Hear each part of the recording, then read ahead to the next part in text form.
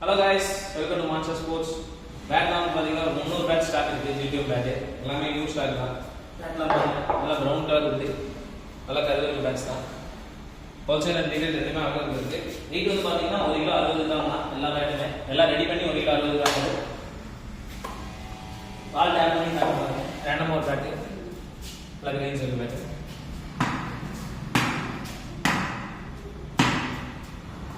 சும்மா டேப் பண்ணாலே போதும், அடிக்கணும்னு அவசியம் இல்லை.